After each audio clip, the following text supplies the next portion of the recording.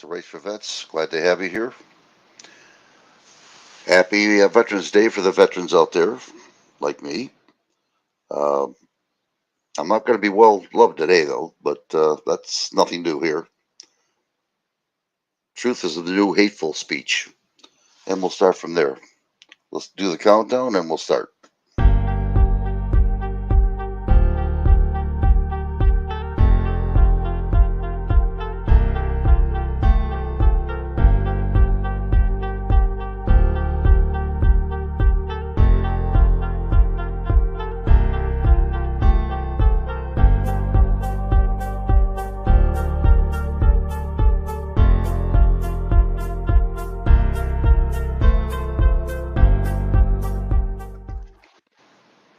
Hello again.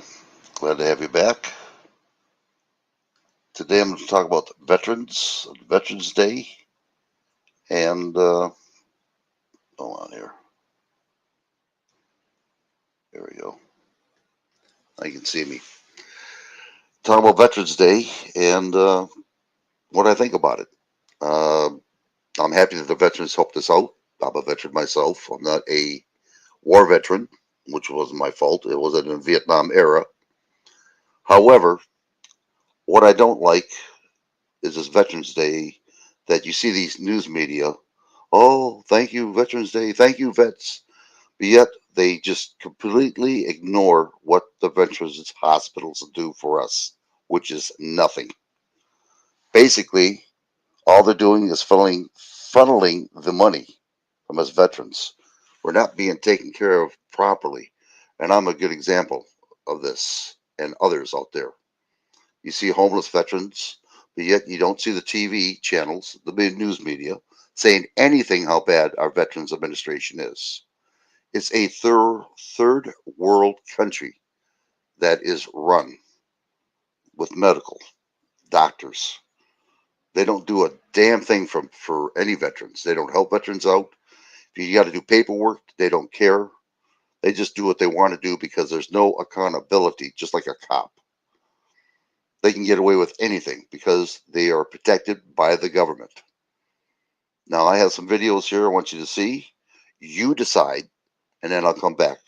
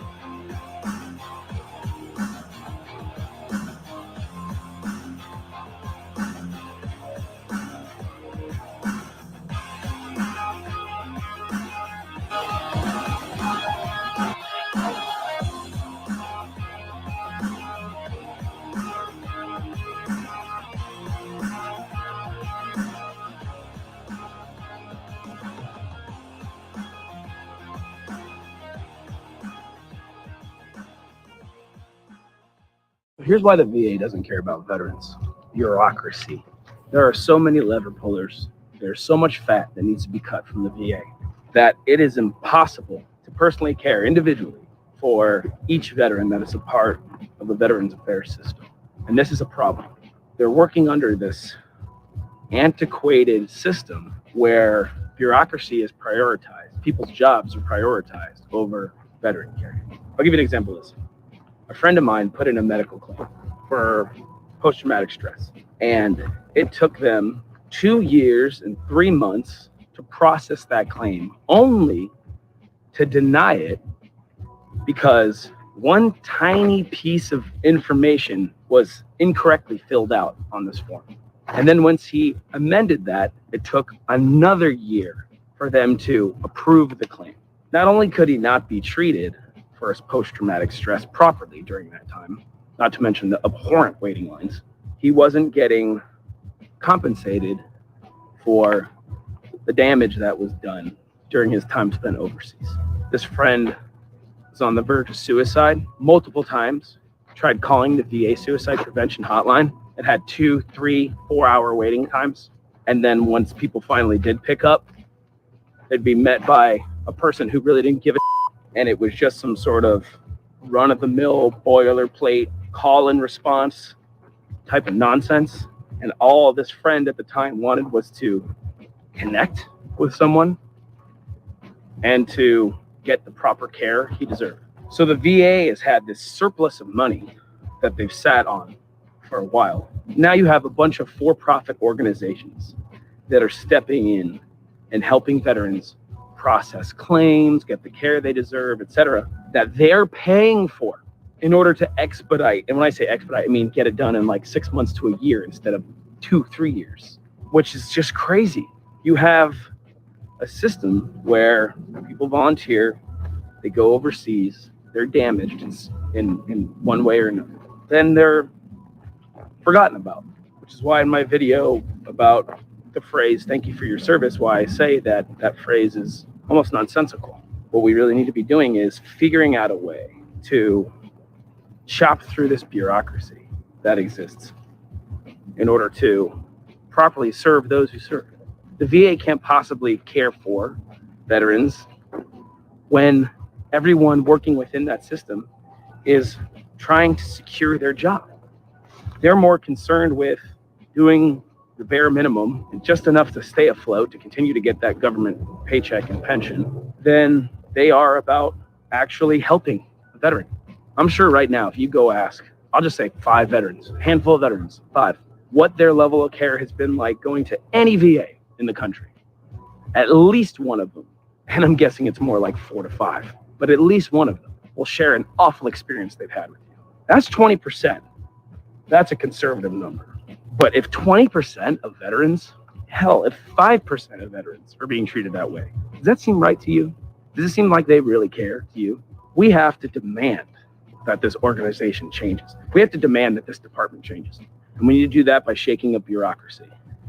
We need to do that by demanding that our politicians prioritize veteran health care. When I went to Colombia, it was almost an impossible task that I helped take on in order for them to figure out how to navigate the GI Bill. There should be a veterans rep on every single legitimate college campus in the country in order to take the onus off the veteran in figuring out how to receive their benefits. I think we forget about the second part of service. Once service is over, that's where the care comes in. And if a veteran was promised something, then that promise must be fulfilled, just as they fulfilled the promise of service to the country. There are lobby groups like IAVA, the Iraq and Afghanistan Veterans of America, Veterans of Foreign Wars, but even they can only do so much.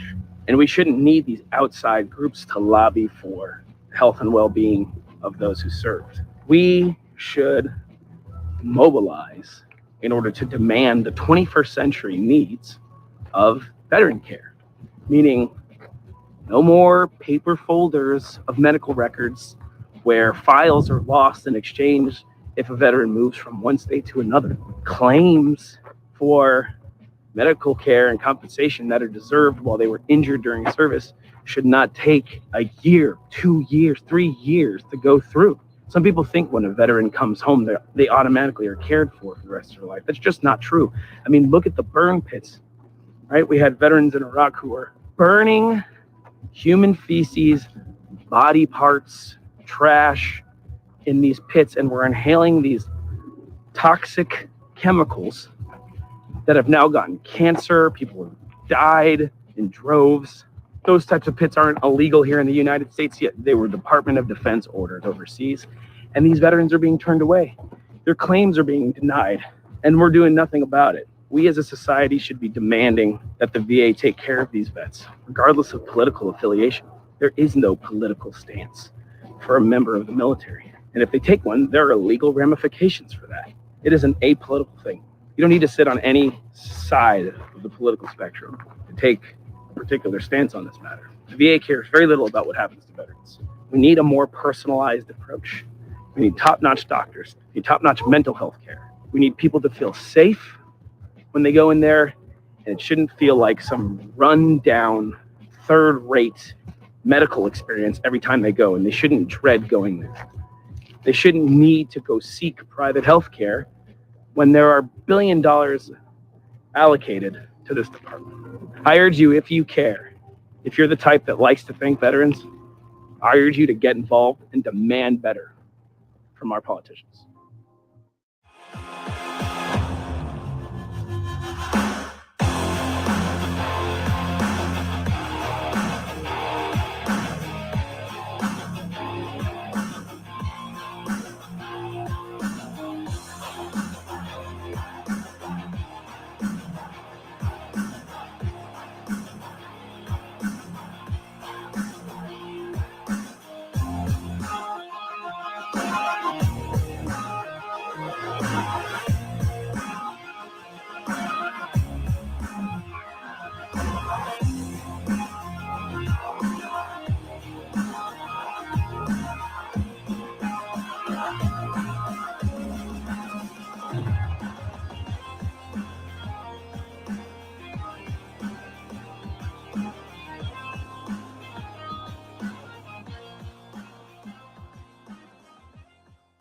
Is another death in our community that is sparking anger tonight. That is the death of Fred Gardner, a Vietnam veteran who tried to join the Air Force 4 times, his family says, too young each time, before his older brother finally signed off on his enlistment. A decorated veteran, Gardner held up his end of the bargain our servicemen and women expect when they sign up for the military. But as 4 investigator Matt Grubbs explains, his family says the VA has let Gardner down in about the worst way imaginable. Part of the deal the U.S. makes with veterans is they spend part of their lives helping take care of us, and we return the favor for the rest of theirs. It's why the U.S. Department of Veterans Affairs exists, and why there's a VA medical center in New Mexico. It's a deal a restless Fred Gardner went all in on young. The Air Force gave him an opportunity to learn and to show knowledge. He met his wife Elizabeth at a cadets dance. Yes, that's what he told us, was that he saw her and fell in love. They married the day before his military oath.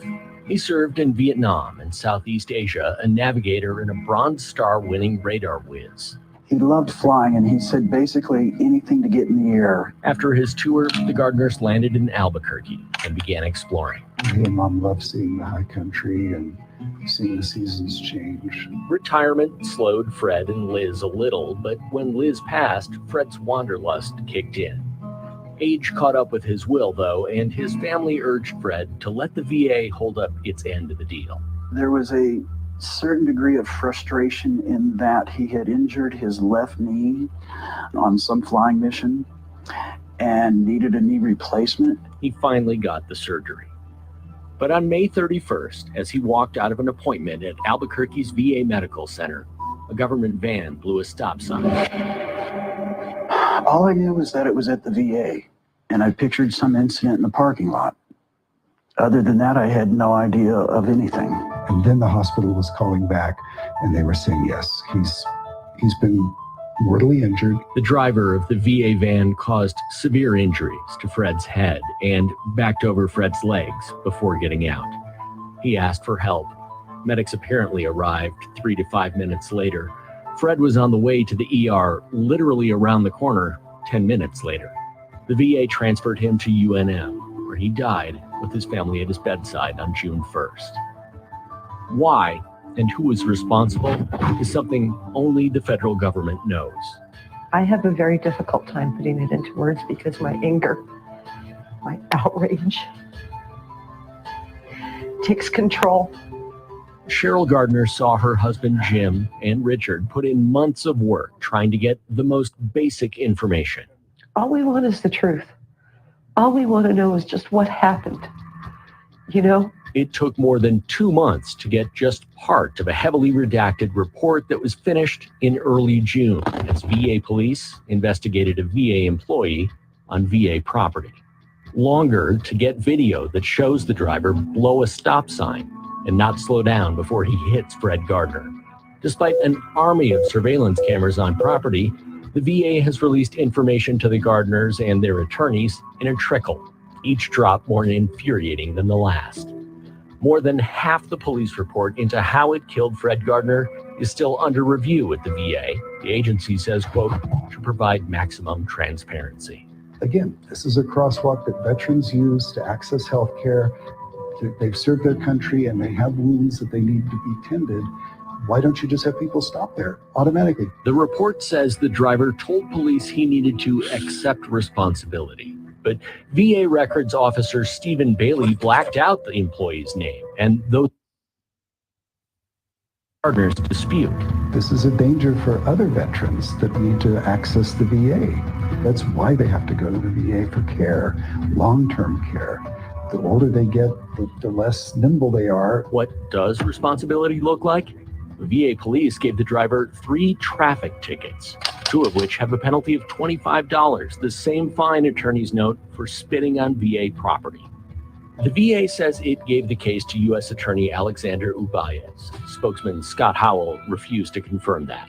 And it feels like a cover-up. I don't want to say that it was, but that's how I feel. It's a loaded term, but why can't we get these answers? Why?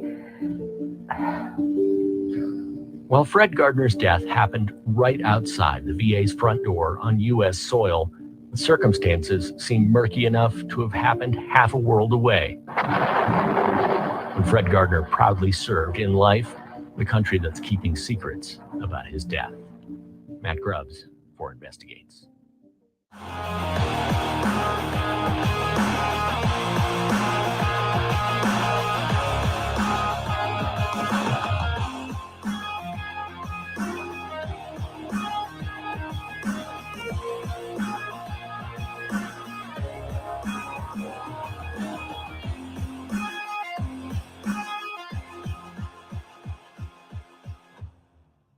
If I file a mental health claim at the VA, such as PTSD, is the VA going to take my guns away? I've had many veterans ask me this question. The reality is there are only a few circumstances that I am aware of where being a veteran or filing a claim for benefits at the VA could somehow affect your gun ownership rights. Let's talk about the first one. The first one is if you're dishonorably discharged. Current federal law says if you're a dishonorably discharged veteran, you cannot own or possess a firearm. The other situation would be if during the examination, the examiner determines that the veteran is unable to manage their finances.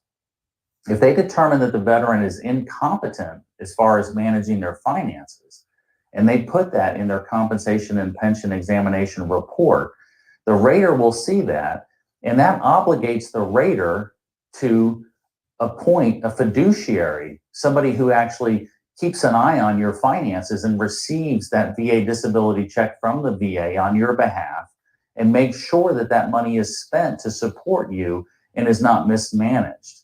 Most fiduciaries, in my experience, are family members. The VA usually will appoint a close family member who knows you well to be your fiduciary. Here's the thing about a fiduciary. If the VA appoints you a fiduciary, they also do one more thing.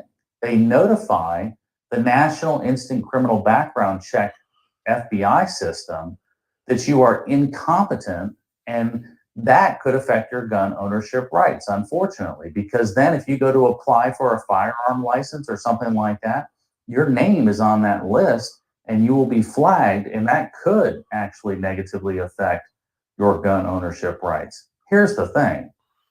Gun ownership and safely owning and operating a firearm have nothing to do with managing your finances. This is a big mess that the VA has created by assuming that if you're financially incompetent, you're also incompetent to own a firearm, which is just not the case. However, it does exist. This protocol or this process exists at the VA that if you are appointed a fiduciary to manage your finances, your VA money, disability money, that could negatively affect your ability to possess a firearm. Now, in my experience, this is very rare.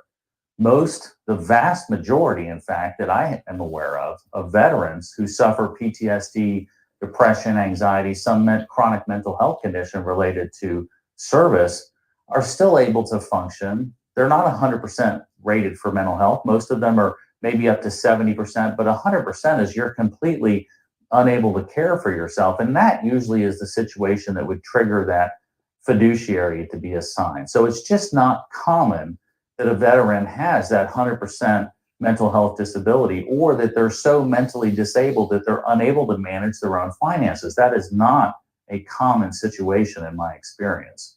It certainly can happen. And if the VA does determine that you cannot manage your finances, that could put you on that list, and that could affect your Second Amendment rights, unfortunately. So that's how filing a VA claim for mental health condition could impact your Second Amendment rights, although it's extremely rare. That is the one time that I am aware that it could have an effect on your ability to possess a firearm. That, and of course, if you're dishonorably discharged, you're unable to possess a firearm. But I am not aware of any other specific laws regarding veterans with mental health conditions and guns. The information contained in this video is informational and not professional advice. Rely on it at your own risk and see a qualified medical or other professional to discuss individual circumstances in all cases.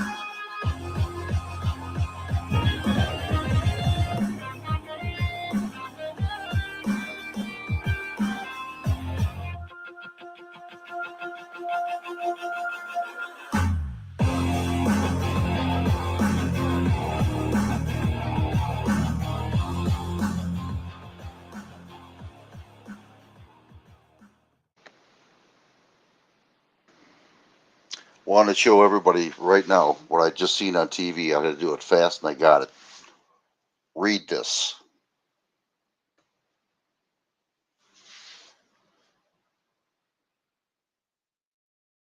And I just took it off the television just now. I can't blame these people not joining the military. Not anymore. I can't blame them a bit. They used us. They punked us bad. Just for their gain, the elite's gain. And they're going to shit all over us, our government. They don't care. They're getting too big. Getting involved in our lives, telling us what to eat, when to go places. Watch. It's coming big time. And we're hurting now. People are going to starve, are going to die this winter because of this government. But people don't stick up. They don't stand up. They don't talk to their senators. And I'll tell you what, we go down, we can blame it on ourselves. Honestly. I tried last year to get veterans out here to help other veterans. But not one stinking veteran would come up here to even say, well, I'm going to call my senator. And it's a shame. Our brothers and sisters are treated like shit. And I know this because I'm one of them. I shouldn't be in the condition I am right now.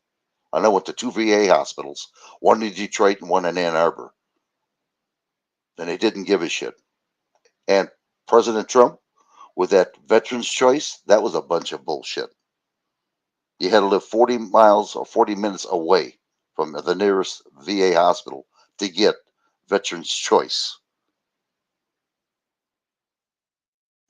Your VA is run like a hospital on a third world country. They don't give a damn how they treat you because there's no accountability. Even the doctors at a VA hospital will not be treated at a VA hospital.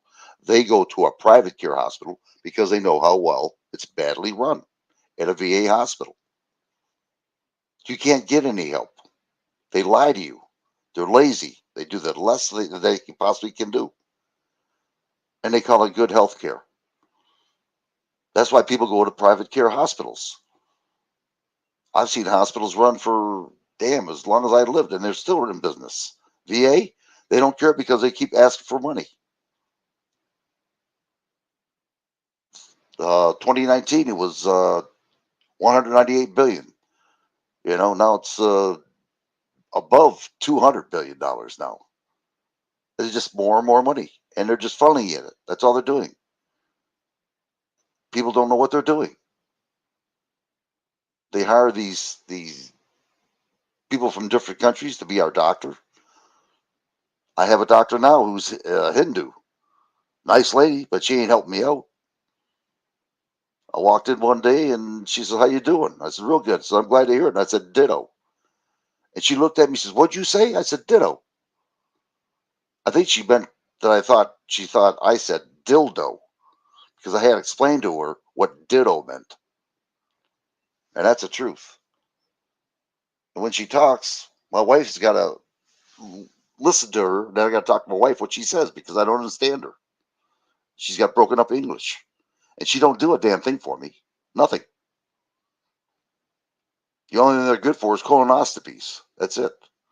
Tired of them damn things. Pain in the ass. If you know what I mean. But yeah, it's just ridiculous. I've seen what they do is they just don't solve the problem. They don't solve the problem at all. It's just a temporary fix. I almost lost my legs because of these assholes. Oh, this person's back again. All right. Say goodbye, people. That's got to be one of the. There we go.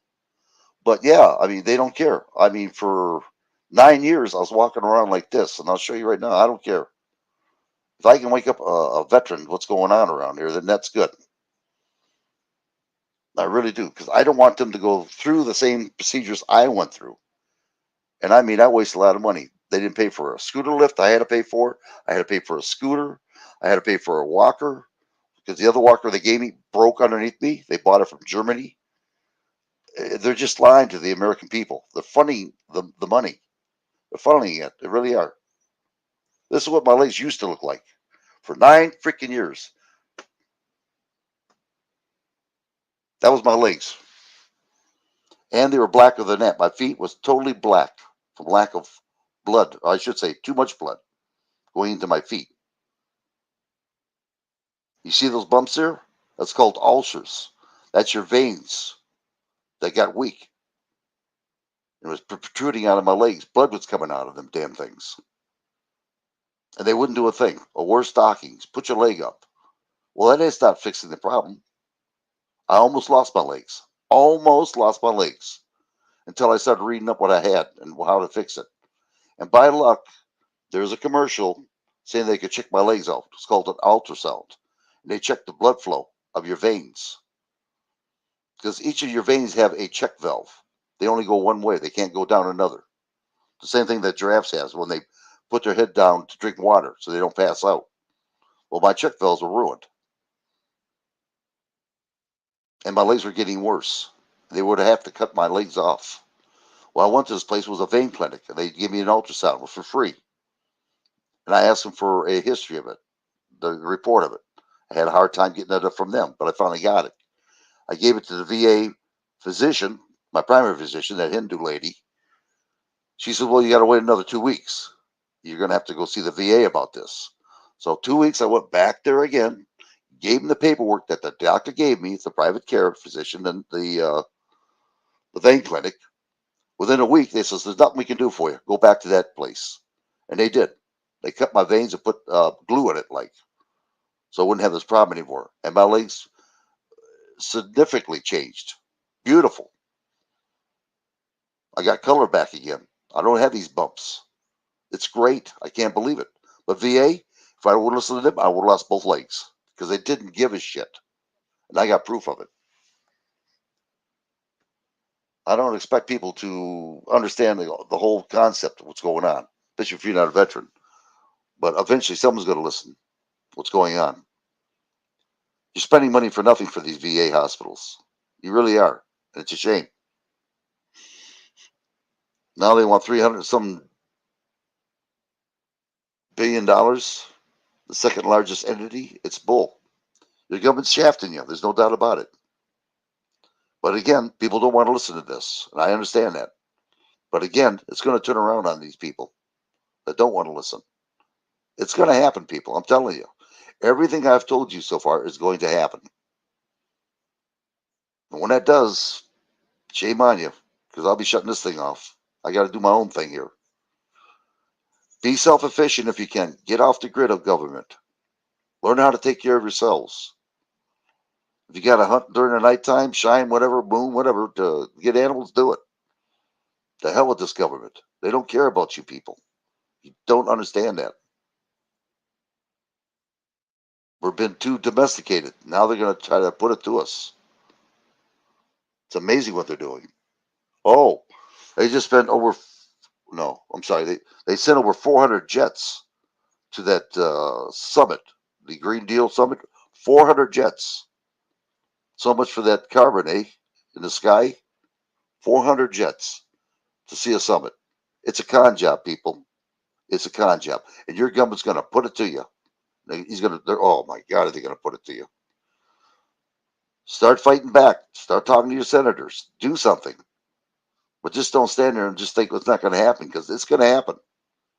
I'm telling you. I've seen too many signs and I've read too much on this. Basically, that's about it. I do appreciate you showing up.